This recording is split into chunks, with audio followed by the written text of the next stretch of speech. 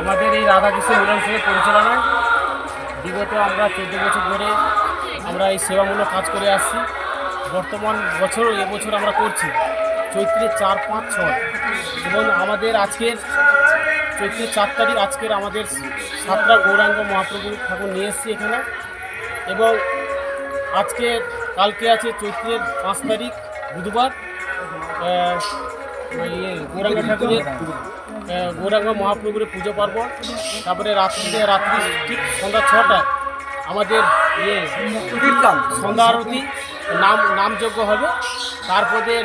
তারপরে রাত্রি 8টায় ঠিক কলকাতা থেকে আমাদের পালা কীর্তন এসছে, নাম গান হবে।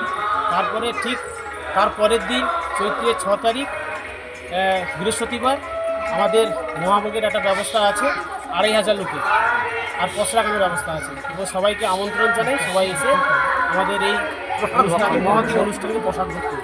আচ্ছা, এই যে এত মানুষের যে এই যে অন্নভোগের যে ব্যবস্থা করেন, এই এত অর্থ আসে কোথা থেকে? সত্যি কথা বলবো, যেহেতু আমরা গ্রাম বাংলার অনুষ্ঠান করছি, পাশাপাশি যারা আছে এবং সবাই আমাদের সার্বিকভাবে খুব সহযোগিতা করে থাকে। আমরা শুধু আমাদের শুধু এই এলাকা নয়, আমরা বিভিন্ন জায়গায় গেছি, তারা দুহাত তুলে আমাদের আশীর্বাদ। আজ হচ্ছে 4ঠা চৈত্র, আমাদের এখানে গৌরাঙ্গ উৎসব মহাপ্রভুর উৎসব হয়। আজ থেকে প্রায় 14 বছর এই পূজা পরিচালনা করা হচ্ছে। আমরা সবাই গ্রামবাসী এবং সবাই এলাকাবাসী সবাই মিলে এটা আমাদের সবাই মানে উৎসাহভাবে আমাদেরকে সহযোগিতা করে।